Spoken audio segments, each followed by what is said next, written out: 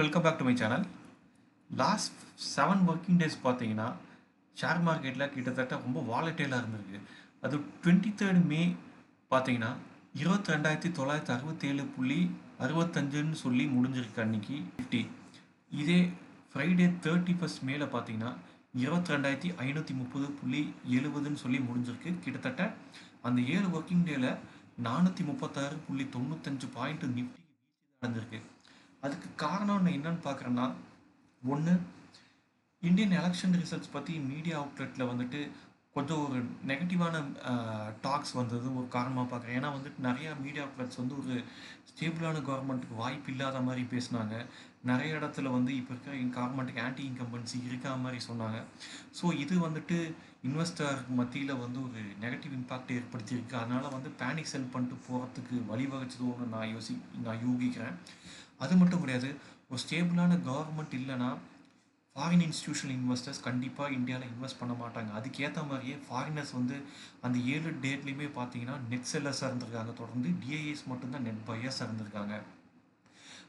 இன்னைக்கு June 3 Nifty ஒரு பெரிய ரேலி கொடுத்துருக்கு. அதுக்கு நம்ம தேங்க்ஸ் யாருக்கு சொல்லணும்னு பார்த்தீங்கன்னா மீடியா அவுட்லெட்டுக்கு தான்.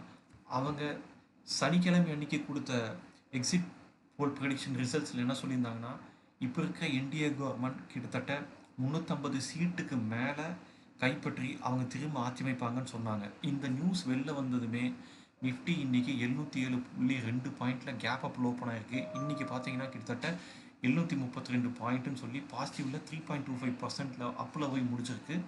இன்றைக்கி நிஃப்டி 23,263.90 பாயிண்டில் இன்றைக்கி க்ளோஸ் ஆகிருக்கு. அது மட்டும் இல்லை, இன்னொரு முக்கியமான விஷயமா நான் என்ன பார்க்குறேன்னா, வெள்ளிக்கிழமை அன்னைக்கு, அதாவது எக்ஸிட் போல் ரிசல்ட் வர்றதுக்கு முன்னாடி நாள் S&P குளோபல் ரேட்டிங்கிற ஃபேர்ம் வந்துட்டு one of the trustworthy rating firm, இவங்க என்ன சொன்னாங்கன்னா, இந்தியாவோட அவுட்லுக்கை வந்துட்டு நாங்கள் ஸ்டேபிள்லேருந்து பாசிட்டிவாக அப்கிரேட் பண்ணுறோன்னு சொன்னாங்க. அதுக்காக அவங்க சொன்ன காரணம் என்னென்னு பார்த்தீங்கன்னா, ரீசெண்ட் டைமில் இந்தியன் கவர்மெண்ட் கொண்டு பாலிசியில் கொண்டு வந்த ஸ்டெபிலிட்டியும், அதே மாதிரி எக்கனாமிக்கில் அவங்க கொண்டு வந்த நிறையா ரீஃபார்ம்ஸும், அது மட்டும் இல்லை இன்ஃப்ராஸ்ட்ரக்சரில் டெவலப் பண்ணுறதுக்காக அவங்க நிறைய இன்வெஸ்ட்மெண்ட் பண்ணுறாங்க. இதெல்லாமே லாங் டேர்ம் குரோத்தை தான் குறிக்குது. அதனால் நாங்கள் வந்துட்டு ஸ்டேபிள்லேருந்து பாசிட்டிவ் அவுட்லுக்கு நாங்கள் வந்து அப்கிரேட் பண்ணுறோன்னு சொன்னாங்க. இது எஃப்ஐஐஸ்க்கு டெஃபினட்டாக நம்பிக்கை கொடுத்துருக்குன்னு சொன்னால் மிகையாகாது. எக்ஸிட் போல் அப்புறம் S&P கிரெடிட் ரேட்டிங் சொன்ன ஒரு இந்தியாவுக்கு கொடுத்த பாசிட்டிவான அவுட்லுக் இன்றைக்கி எஃப்ஐஎஸை திரும்ப இந்தியன் மார்க்கெட்டுக்கு திரும்ப கொண்டு வந்திருக்கு. அதுவும் பார்த்தீங்கன்னா இன்றைக்கி வந்து அவங்க நெட் பயர்ஸாக இருந்திருக்காங்க. கிட்டத்தட்ட 6,850 கோடிக்கு வாங்கியிருக்காங்க. டிஐஎஸ் நெட் பயர்ஸாக 1,913 கோடிக்கு வாங்கியிருக்காங்க. ஸோ நாளைக்கு தான் வந்துட்டு ரிசல்ட்டே வரப்போகுது, ஜூன் 4 அன்னைக்கு. ஸோ நாளைக்கு ஆஸ் எக்ஸிட் போல் ப்ரெடிக்ட் பண்ண மாதிரியே நாளைக்கு என்டிஏ அலையன்ஸ் பாரதிய ஜனதாவோட ஆட்சியை திரும்ப அமையுது. அவங்க 350க்கு மேலே சீட் வாங்கி ஜெயிக்கிறாங்கன்னா நாளைக்கு கண்டிப்பாக நாளைக்கு எண்ட் ஆஃப் த டேல நிஃப்டி வந்துட்டு 23,600-700 கிராஸ் பண்ணி முடிக்கிறதுக்கு சான்சஸ் நிறையாவே இருக்குது. நாளைக்கு ஒரு ரேலி கொடுக்கும்னு நான் கண்டிப்பாக நம்புகிறேன். By end of the week Nifty வந்துட்டு மினிமம் 24,000 டச் பண்ணணும்னு நான் கண்டிப்பாக நம்புகிறேன்.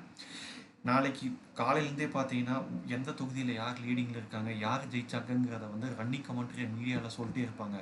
ஸோ மீடியாவில் பாசிட்டிவான நியூஸ் வர நாளைக்கு ஷேர்ஸ் வந்து, அதுவும் மோடி ஸ்டாக்ஸ்னு சில ஸ்டாக்ஸ் எல்லாமே வந்துட்டு நிறைய அனலிஸ்ட் ப்ரெடிக்ட் பண்ணாங்க. அந்த ஸ்டாக்ஸ் எல்லாமே வந்துட்டு மேலே போக சான்சஸ் இருக்குது. நிஃப்டியும் வந்துட்டு நாளைக்கு வந்து பாசிட்டிவில் ஓப்பன் ஆகி நல்லா பாசிட்டிவில் முடிக்க வாய்ப்புகள் நிறையாவே இருக்குது. மோடி தலைமையிலான இந்திய அரசாங்கம் 2வது டென்னியரை முடிக்கும் போது கேபிட்டல் குட்ஸ் செக்டரில் இருக்க நிறைய கம்பெனிஸும் சரி, ரயில்வே ஸ்டாக்ஸ், அதேமாதிரி டிஃபென்ஸ் ஸ்டாக்ஸ், இன்ஃப்ராஸ்ட்ரக்சரில் இருக்க ஸ்டாக்ஸ், அதுவும் பிஎஸ்யூ கவர்மெண்ட் ஓன் பண்ணுற நிறைய பிஎஸ்யூ ஃபர்ம்ஸ், அதே மாதிரி எனர்ஜி செக்டரில் இருக்க நிறைய ஸ்டாக்ஸ் எல்லாம் வந்துட்டு நல்லா பர்ஃபார்ம் பண்ணியிருக்கு. அது மட்டும் இல்லை, இதில் நிறையா கம்பெனிகள் வந்துட்டு லாஸ் மேக்கிங் கம்பெனிஸாக இருந்தாலும் ப்ராஃபிட் மேக்கிங்காக மாறி இருக்காங்க. அதுக்கு மெயினாக காரணம் என்னென்னு பார்த்தோன்னா, இந்தியன் கவர்மெண்ட் கொண்டு வந்த ஆத்ம நிர்பார் கேம்பெயின், அதே மாதிரியே வந்து மேக் இன் இந்தியாவுக்கு அவங்க கொண்டு வந்த புஷ், இதே மாதிரி பிஎல்ஐ ஸ்கீம்ஸ் அனௌன்ஸ் பண்ணுறது, இதில் வந்து நிறைய கம்பெனிஸ் பெனிஃபிட் அடைஞ்சிருக்காங்க. ஸோ அதனால் நிறையா செக்டர்ஸும் பெனிஃபிட் அடைஞ்சிருக்காங்க. ஸோ இந்த செக்டர்ஸ் எல்லாமே வந்துட்டு எதிர்காலத்துலேயும் வந்து பெனிஃபிட் அடையும் நான் கண்டிப்பாக நம்புகிறேன். இல்லை எந்தெந்த செக்டரில் எந்தெந்த கம்பெனிஸ் எல்லாம் பெனிஃபிட் அடைய வாய்ப்பு இருக்குது அப்படின்னு என்னோட கட் ஃபீலிங்ஸ், நான் எதெல்லாம் வந்து நல்லா பர்ஃபார்ம் பண்ணுங்கிறத இப்போ நான் ஷேர் பண்ணிக்கிறேன். ஸோ என்னை பொறுத்த வரைக்கும் டிஃபென்ஸுங்கிறது வந்துட்டு எவர் க்ரோயிங் செக்டராக நான் பார்க்குறேன். ரீசன் ஏன்னா இந்தியா வந்து ஒரு 10 இயர்ஸ் பேக்லாம் பார்த்தீங்கன்னா நம்ம டிஃபென்ஸுக்கு தேவையான கிரிட்டிக்கல் எக்யூப்மெண்ட்ஸ் எல்லாமே வந்துட்டு நம்மளோட நேச நாடுகளான ஃப்ரான்ஸ் கிட்ட இருந்தோ, இஸ்ரேல் கிட்ட இருந்தோ, ரஷ்யா கிட்ட இருந்தோ, அமெரிக்கா கிட்ட இருந்தோ வாங்கிட்டு இருந்தோம்.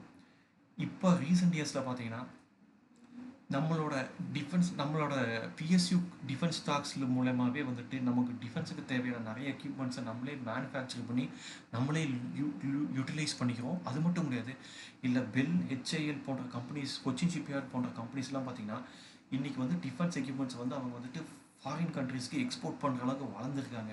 ஸோ இன்றைக்கி நம்ம வந்துட்டு டிஃபென்ஸ் எக்யூப்மெண்ட்டை ஃபாரின்லேருந்து வாங்குற கண்ட்ரியாக இருந்த நாடு இன்றைக்கி வந்து டிஃபென்ஸ் எக்யூப்மெண்ட்ஸை ஃபாரின் கண்ட்ரீஸ்க்கு எக்ஸ்போர்ட் பண்ணுற நாடாக மாறி இருக்கும்.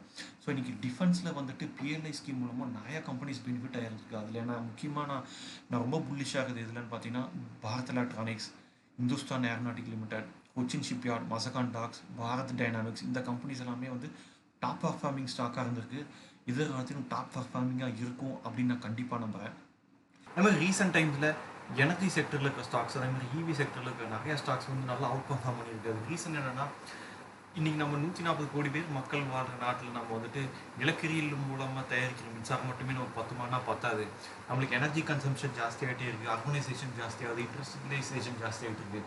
ஸோ நம்மளுக்கு வந்துட்டு நிலக்கரியில் தயாரிக்கிற மின்சாரம் மட்டுமே நம்மளுக்கு பத்தாது. அதில் நம்ம ரொம்ப டிபெண்ட்டாக இருக்கக்கூடாதுங்கிறனால நம்ம வந்து அதர் சோர்ஸ் மூலமாக நம்ம எனர்ஜி ஜென்ரேட் பண்ணணும். ஸோ அப்போ தான் வந்து கார்பன் எமிஷனை கட் பண்ணுங்கிறத நோக்கில் பிஎல்ஐ ஸ்கீமில் நிறைய ஸ்டாக்ஸ் எல்லாம் வந்து பெனிஃபிட்டாக இருந்தாங்க. அதில் பார்த்திங்கன்னா உங்களுக்கு என்டிபிசி, என்ஹெச்பிசி, அதே மாதிரி எஸ்ஜேவிஎன் போன்ற கம்பெனி, அதே மாதிரி சுஸ்னா, இவங்க வந்துட்டு விண்ட் டர்பைனில் ஒன் ஆஃப் பெஸ்ட் கம்பெனி, அதே மாதிரி Inox wind limited, Tata power, Adani green energy, அப்புறம் சோலார் இண்டஸ்ட்ரி. ஸோ வெவ்வேறு எனர்ஜி சோர்ஸ்லேருந்து நம்ம ஜென்ரேட் பண்ணுற எனர்ஜி நமக்கு தேவைங்கிறதுனால இந்த ரீசெண்ட் டைம்ஸில் பார்த்திங்கன்னா எனர்ஜி செக்டரில் இருக்க பல ஸ்டாக்ஸ் பெனிஃபிட் அடிச்சிருக்கு.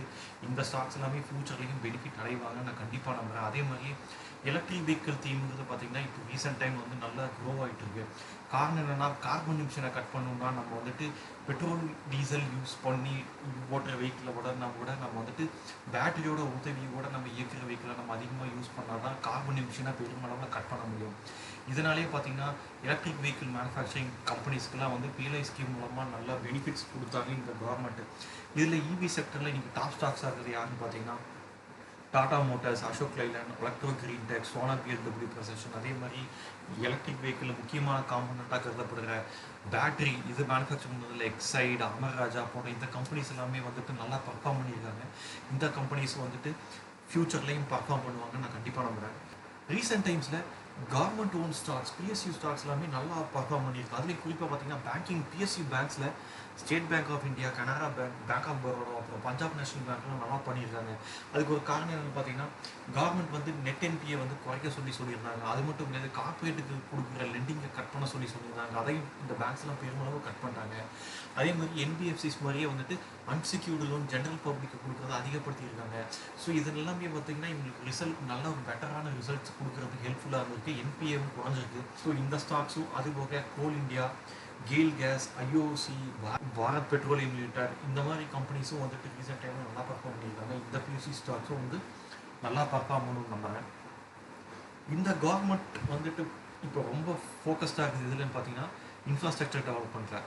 அதுவும் ரீசெண்டாக நடந்து முடிந்த இடைக்கால பட்ஜெட் தொடரில் பார்த்தீங்கன்னா பட்ஜெட்டில் முக்கால்வாசி அலோகேஷன் வந்துட்டு இன்ஃப்ராஸ்ட்ரக்சர் டெவலப்மெண்ட்டுக்கு தான் பண்ணியிருக்காங்க. இன்னைக்கு இன்ஃப்ராஸ்ட்ரக்சர் டெவலப்மெண்ட்டில் இந்தியாவில் நம்பர் 1 கம்பெனியாக இருக்குது எல்என்டி, அதேமாதிரி BSc infra, IRB infra, GMR airports, அதே மாதிரி வந்துட்டு போர்ட்டை கனெக்ட் பண்ணுற மாதிரி 3 எக்கனாமிக் காரிடாரை கொண்டு வரதா சொல்லியிருக்காங்க. ஸோ இன்றைக்கி போர்ட் ஆப்ரேஷனில் நீங்கள் நம்பர் 1 இருக்குது அதானி போர்ட்ஸ், அதே மாதிரி ஜேஎஸ்டபிள்யூ இன்ஃப்ரா, அவங்களும் நிறையா போர்ட்ஸ் ஹேண்டில் பண்ணுறாங்க. அதே மாதிரி குஜராத் பீப்பா போர்ட்ஸ், நிறைய இன்ஃப்ராஸ்ட்ரக்சர் டெவலப் பண்ணுற ஸ்டாக்ஸ்லாம் இந்த ரீசெண்ட் டைம்ஸில் வந்துட்டு நல்லா ரேலியாக இருக்குது. ஸோ இந்த இன்ஃப்ராஸ்ட்ரக்சருங்கிறது வந்துட்டு ஒரு இயர் 2 இயரில் வந்து டெவலப் பண்ணி முடிக்கிற விஷயம் கிடையாது. இது 5 வருஷம் 10 வருஷம் தொடர்ந்து டெவலப் பண்ணிக்கிட்டே இருக்க வேண்டியதாக இருக்குது. ஏன்னா வந்துட்டு இன்ஃப்ராஸ்ட்ரக்சர் ஒரு கண்ட்ரி பூரா டெவலப் பண்ணுறதுக்கு வந்து ரொம்ப டைம் ஆகும். ஸோ அடுத்த 5 இயர்ஸ் 10 இயர்ஸ்க்கு வந்து இன்ஃப்ராஸ்ட்ரக்சருக்கு வந்து ரொம்ப புல்லிஷாக இருக்க போகுது. ஸோ அதனால் இந்த ஸ்டாக்ஸ் எல்லாமே வந்து நல்லா க்ரோ ஆகும் நம்புகிறேன். டிஃபென்ஸ் செக்டர் மாதிரி வந்து ஒரு ரீசெண்ட் டைமில் நல்லா புல்லிஷாக க்ரோ ஆன செக்டர் எதுன்னு பார்த்தீங்கன்னா ரயில்வே செக்டர், அதுவும் குறிப்பாக ரயில்வேயில் இருக்கிற ஸ்டாக்ஸான ஐஆர்சிடிசி, ஐஆர்எஃப்சி, ஆர்பிஎன்எல், ரைட்ஸ், இருக்கான், டெட்கார் ரயில்வே, இந்த ஸ்டாக்ஸ் எல்லாமே நல்லா பர்ஃபார்ம் பண்ணியிருக்கு. இந்த இந்த கவர்மெண்ட் வந்துட்டு ரயில்வேஸ் இன்ஃப்ராஸ்ட்ரக்சர் டெவலப் பண்ணுறதுலேயும் வந்து ரொம்ப கீனாக இருக்காங்க. இந்தியாவில் வந்துட்டு அதிகப்படியான மக்கள் வந்துட்டு பயணத்துக்கு யூஸ் பண்ணுறது எதுன்னு பார்த்தீங்கன்னா ரயில்வேஸ் தான். ஸோ அதனால் ரயில்வே நெட்ஒர்க்கை வந்துட்டு நல்லா க்ளீனாக கொண்டு போகணும். அந்த நெட்ஒர்க் வந்து த்ரூஅவுட் த கண்ட்ரி கனெக்டடாக இருக்கணும். அதே மாதிரி ஃபாஸ்ட்டாக குயிக்காக ஜேர்னி பண்ணுற மாதிரி மக்கள் வந்து ஒரு இடத்துல இன்னொரு இடத்துக்கு குயிக்காக சேர்ந்தடையணுன்றதுக்காக வேண்டி நல்லா ஹை ஸ்பீட் ட்ரெயின்ஸை கொடுக்குறாங்க. அதே மாதிரி வந்தே பாரத் ட்ரெயின்லாம் வந்து இப்போ வந்துட்டு ரொம்ப குயிக்காக வந்து ட்ராவல் பண்ணுறதுக்கு யூஸ்ஃபுல்லாக இருக்குது. அதே மாதிரி வந்து நல்லா குவாலிட்டியாகவும் கொண்டு வராங்க, இன்டர்நேஷ்னல் ஸ்டாண்டர்டுக்கு கொண்டு வராங்க. ஸோ ரயில்வேஸை இம்ப்ரூவ் பண்ணும். ஸோ அப்படி இம்ப்ரூவ் பண்ணால் ரயில்வேஸில் பயணிக்கிற மக்கள் இன்னும் ஜாஸ்தியாக பயணிப்பாங்க.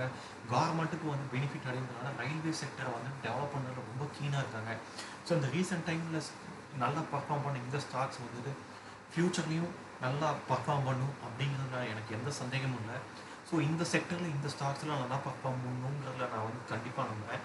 ஸோ இந்த ஸ்டாக்ஸில் பற்றி நீங்கள் என்ன நினைக்கிறீங்க? உங்களுக்கு ஏதாச்சும் பர்டிகுலர் ஸ்டாக்ஸ் வந்து நல்லா பர்ஃபார்ம் பண்ணணும் ஃபீல் பண்ணுறீங்களோ அதை ஒரு லிஸ்ட்டு கொடுங்க. நானும் வந்து அதை பற்றி தெரிஞ்சுக்க ஆசைப்படுறேன். ஐ ஹோப் இந்த வீடியோ உங்களுக்கு யூஸ்ஃபுல்லாக இருக்கும்னு நினைக்கிறேன். இந்த வீடியோ பற்றி உங்களுடைய கருத்துக்களை மறக்காமல் கமெண்ட் செக்ஷனில் சொல்லுங்கள். மீண்டும் வேற ஒரு வீடியோவில் சந்திக்கலாம். அது வரைக்கும் பபாய்.